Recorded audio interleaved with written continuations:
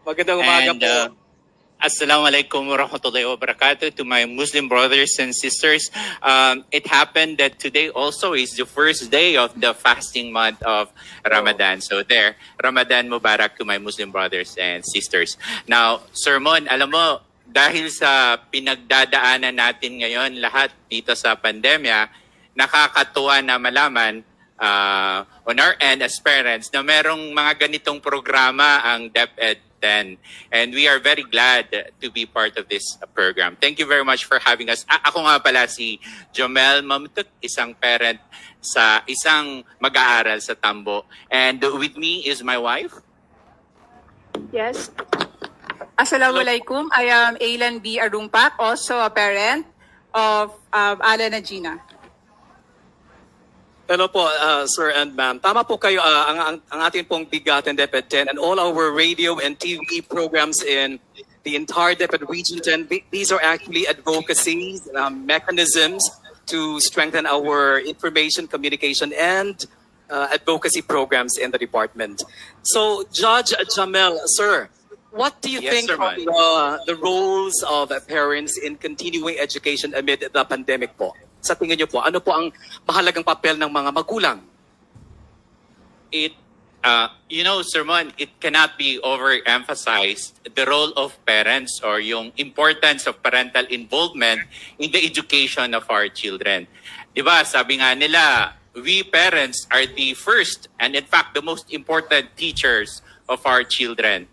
Now, because of the pandemic that we are experiencing, new normal na kung tawagin, Sermon, no? Nadagdagan yung involvement namin on top of the traditional roles and involvement that we do for our children. Dati, to provide support, to help our children in their education. Now, dahil dito sa pandemic, sabi ko kanina, nadagdagan. And to cite a few, alam ko, kulang tayo ng oras to. Allow me to share a few. So, nung simula ng pandemya, and because the pandemic is a health issue, so we had to explain to the kids kung ano itong COVID, alam mo yun, the basics, papaano maiwasan, ano ang health protocols na dapat sundin. And ang implication ng iba-ibang levels of quarantine, di ba? Meron tayong ECQ, GCQ. So, ano bang malay ng mga bata? So, we had to explain these things to them para mas maintindihan nila at maging bukas sila sa mga changes and adjustments. And mind you, hindi minor changes sa kanilang kapaligiran, sa mundo na nakasanayan na nila na galawan. So, dahil dito sa COVID, so we explained and provided counseling to them bakit hindi na sila pumapasok physically sa school at bakit nasa bahay na lang sila at online na lang yung pag-aaral nila. And thank God, salamat naman sa Diyos, the kids are getting adjusted to this what we call new normal. So, yun na nga, we say na dahil online education na, so kami ang dagdag na role namin as parents, we help the kids and I made a list ng mga maalala ko na ginawa. So, number one, we help the kids. We provided them the material needs for their education. Like, example, gadgets. Dati, okay lang na walang gadgets yung mga bata. Dahil nag-online tayo, mandatory, nakabili kami ng laptop. Dalawang anak ko na nasa Tambo Central School ngayon. So, we had to buy 2 laptops. Cell phones. Dati ayaw namin paggamitin kasi alam mo na yung pwedeng maging disadvantage nito sa murang edad nila. But right now, hindi na siya luxury. Mandatory na meron na sila. Ring light, yung mga ganon. Kasi si Najina, pag nag-o-online, gusto niya, maganda siya. Sabi niya, in fact, ayaw na nila gumamit ng pajama. Lahat ginagamit nila. Panglakad na, sabi nila, Baba, Baba ang tawag nila sa akin, hindi na namin nagagamit ito. So, even nasa bahay kami, they wear yung panglabas nila na ginagamit. So, we also made sure in the beginning na we have a stable internet connection kasi napaka-importante yun. And then sa bahay, nagkaroon kami ng physical rearrangement dahil kailangan namin ng study space nila para maging conducive for the online schooling. Second, we help them get adjusted with the technological changes. Alam mo yun, who would have thought na ganito ang mangyayari? Dati, minsan dinidiscourage pa namin sila to browse online, mga ganyan, mga apps kasi hindi natin sila natututukan 24 hours. Hindi natin alam kung anong apps na yung pinapasukan nila. But these days, because online, sabay-sabay kami. Ang Tambo Central School, I understand, I think Sir Iner will vouch kung tama ba yung pagkakaalam ko. Meron kasi silang sariling platform, yung myeskwela.com na ginagamit ang Tambo Central School. So bago ito, so sabay-sabay namin ito pinag-aralan, pati paano gumamit ng Zoom, ng Google Meet, ng Classroom. So we were there kasi yung isang anak namin, si Gina is grade 6, yung isa is in grade 3. So mas kailangan niya ng tutok sa mga ganitong bagay. Third sermon, we also help the kids, our kids, with their social and psychological needs in relation to their education. For example, we help them establish, make their daily routines, and to balance this. So after or in between their online classes, for example, we make sure that they do physical activities. Kahit nasa bahay lang kami, we made sure na naglalaan sila ng panahon para sa kanilang physical exercise. Ibinili namin sila ng bike kasi we live in a subdivision, so we bike around para makapag-provide ng physical exercise sa kanila. Tapos almost every afternoon, pumupunta kami, the place where we live, meron siyang park. So we go there every afternoon dahil sa tingin ko, hindi lang yung ACADS yung kailangan. Dahil sa nangyayari ngayon, kailangan din namin natutukan yung ibang pangangailangan nila para pag nandun sila sa ACADS nila, makafocus na rin sila. But of course, kasi na-mention ko yung park, no? At alam ko kung anong may mga quarantine na pinaparat. Meron na tayong mga quarantine ngayon. So, we make sure na lahat ng minimum health protocols when we go to these places, ino-observe namin. So, yun, in summary, sermon, ang mga bagay na nadagdag on top of the traditional roles and involvement that we have sa pag-aaral ng aming mga bata. Back to you. Hello, yes, Judge. Napakaganda po ng sinabi niyo, very well explained po. This time naman po, kakausapin po natin si Attorney Ailan, ma'am. Considering po that you are very busy individuals, how frequently do you assist your child with schoolwork po? Yes, good morning, Sermon. Sa case namin, we have 2 kids, katulad nga ng sinabi ni Judge. May 2 kaming anak who's both currently enrolled in Tambo Central School. The first one is Gina. She's a grade 6 student and she's doing an exclusive online modality. While the other one is Akil Nicolay. He's in grade 3 and he's doing mixed modular and online learning. So in the case of Gina, sa first week medyo na busy talaga kami because nag-a-assist ako kasi hindi pa familiar yung mga Google Classroom, Zoom, MyEskwela. So medyo nangangapa pa. So tinulungan talaga, nandyan talaga lagi. Then plus we all know naman yung problema natin sa internet. Talagang pag nawala ang PLDT, kailangan naka 4G, kailangan may backup plan, 'di ba? So after a week for Gina, medyo okay na siya. Hindi na niya kailangan ng tulong ko. So she's on her own. Sa case ni Akil, doon talaga, yung grade 3 namin, talagang doon naramdaman ko talaga na guro ako, teacher, because we do the modules together. Lalo na yung sa modular aspect. Lalong-lalo na dun sa subjects na ang medium of instruction is Bisaya. And mind you, 4 out of 8 subjects na meron sila, puro Bisaya. That's MAPE. Imagine, may music na i-MAPE, ano mo, Bisaya mo. Talagang pati ako, ano ba to? So we have MAPE, the ESP, the MTB, and the Araling Panlipunan. So talagang, best in Google, best in call a friend kami. So yun yung nangyari kay Akil. So na-realize ko na yung participation or yung involvement ng parents dito sa remote learning, it would really depend on the level of the kids na naka-enroll. So, we have one lower primary and upper primary. So, the lower primary would really take much, parang mas mag-demand siya ng mas maraming time from us. So, sa case ni Akil, no? So,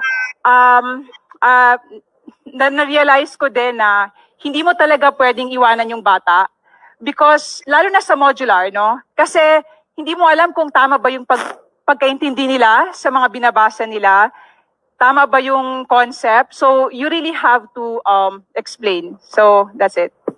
Thank you. Thank you, Mon. Thank you po, ma'am. Kung pwede ko pong maidagdag, attorney and judge, Yes, po. kumusta naman po yung engagement at saka partnership natin with our parents po? Or with our engagement with the school? Okay, kami po sa case ng both grades, for grade 3 and grade 6, we have this chat group for parents. So doon nagkukumustahan kami, doon naglalabasan ng mga sentimiento, doon nagtatanong anong assignment, saan ba mabili yan, ano bang gagawin, kailan ba isasubmit. So may ganun po, may mga chat group, and then regularly, I keep a close contact with the advisors to check on the performance of our kids. So I always ask them, kumusta si Alan, kumusta si Akil, and ano ba yung kulang, ano ba yung mga pwedeng improvements, and saan pa kami pwedeng pumasok para mas ma-improve po yung learning nila. Okay po. Do you think your child has been making adequate academic progress through remote learning, considering all the problems that you have mentioned po? Ako ang magsagot nun. Yes, Mon. yes, Judge. Okay. Academic progress. Let me see. To be honest, Mona, I think I am speaking for many parents na out there. Lahat naman tayo, we did not expect na magiging ganito, na via remote learning ang pag-aaral ng mga bata this school year, and God knows kung sa mga susunod pa na school years. Walang may gusto nitong COVID. Pero nandito na siya. Tapos yung mga anak natin, hindi pwede mag-stop ang education nila. So we have to find a way na since nandito na si COVID, wala na tayong magagawa, hindi rin natin ito gusto, pero yung pag-aaral, education ng mga bata, it should not stop.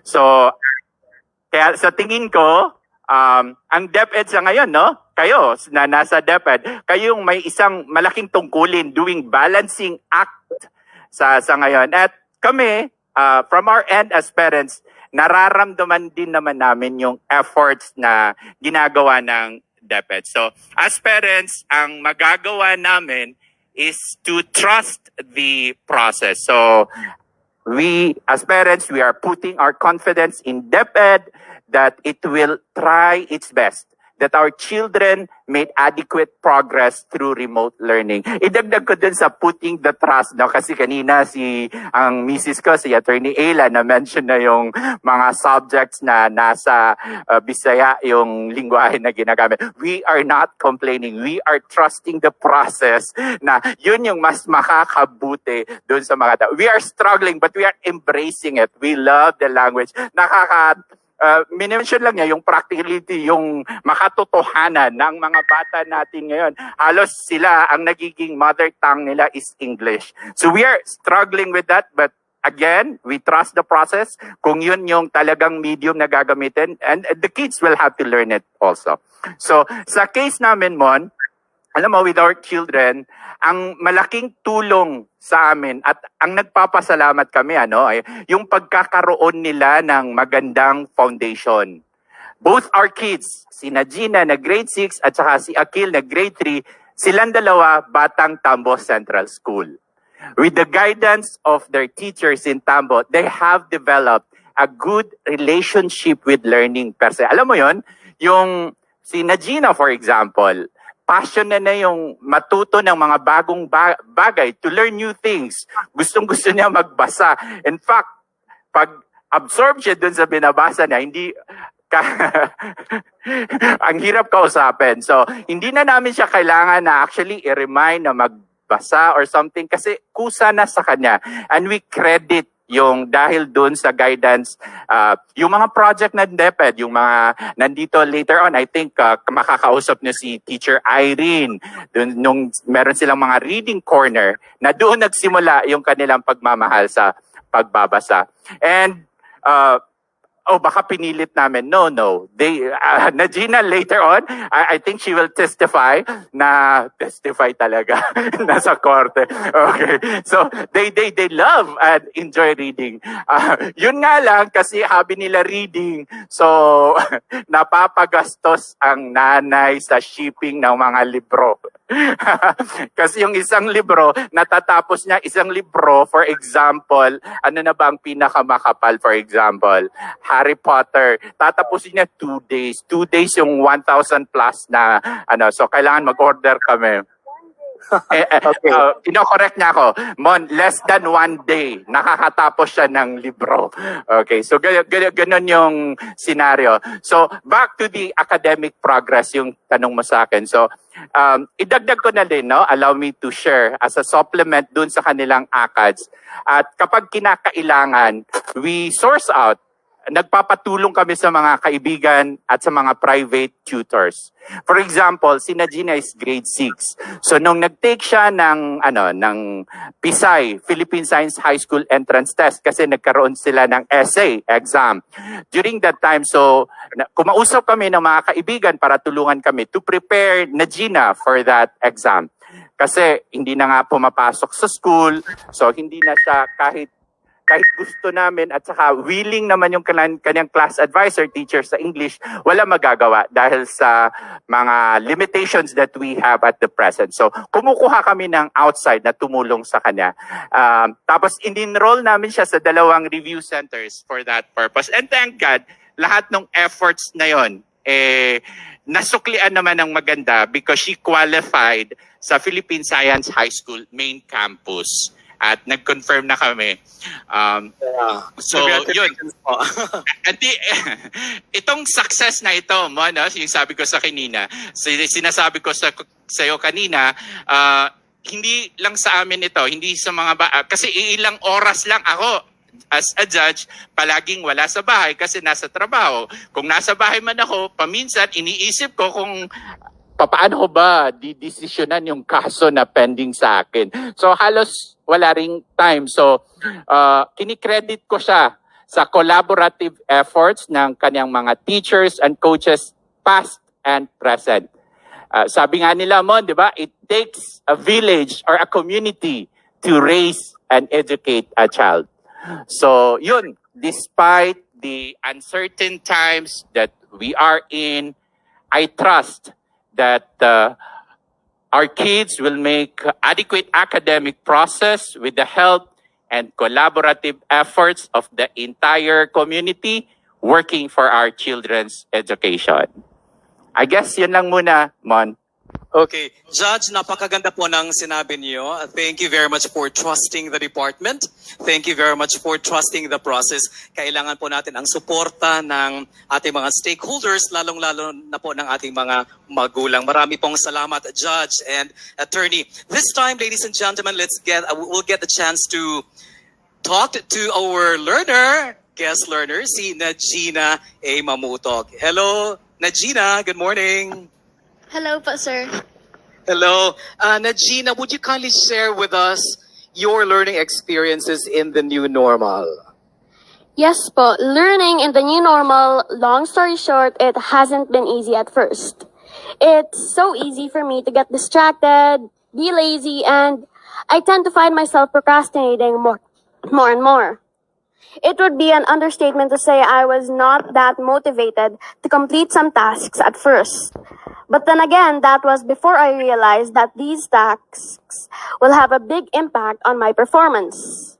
We've been using this modality, online learning, distance learning, for 7 months, and adjustments. We have adjusted to it already.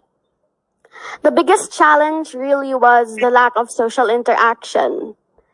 So remote learning, it sometimes feels like solitary confinement. It feels like I'm learning on my own. That's the only con, really. We have a lot of advantages too, like I can learn my material at my own pace, in my own time. It's just right, with breaks when I need them. It has helped me enhance my knowledge with technology. It has somehow, in a way, forced me to learn the more than just the basics of a computer.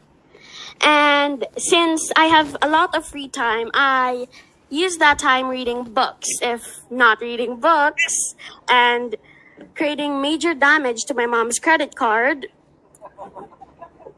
My mom would call me when it's my brother and the language of the subject is not English. She would say, "Bye, what's the meaning of sinulid?" Some words like that. And I would be their Google Translate. This advantage in our situation, I am very thankful for, po. Sermon, pasensya na, pati kami dito nagdudugo ng ilong. Yan ang sinasabi ko sa'yo. Pero marunong naman sila ng Filipino, mas komportable lang na makipag-usap using English. Well, yes, Judge. Well, Gina, very well spoken. Si Gina, Gina, if I may just ask, you made mention about lack of social interaction, right? So how do you deal with that, Gina? My mom will gather some of my friends. We'll have a little get together because, well, mental health. So how much do you miss going back to school?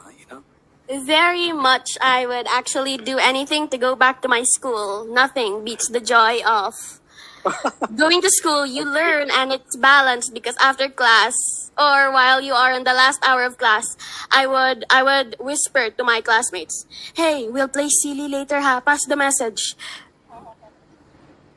So yeah, it's fun. All right. Thank you very much, Gina, for guesting on the show. And Judge and Attorney, do you have any last message before we proceed to the next part of the program? Sir and ma'am. Yes, pleasure is ours. Again, nakakatuwa na may ganitong programa ang DepEd Region 10. Mabuhay kayo and more program like this. Thank you po, Judge. Attorney, Elan. Hello, Sir Bod. We are thankful. Nagpapasalamat po kami for inviting us here at naibahagi po namin kung ano yung mga experiences namin as parents to learners. Thank you. Thank you, Sir Mon. Thank you. Thank you po. There you have it, ladies and gentlemen. Judge Jamel T. Mamutok and Attorney Elan A. Mamutok with Gina. Thank you very much for guesting on the show. It's really our honor and a pleasure to have all of you in our episode 9 today.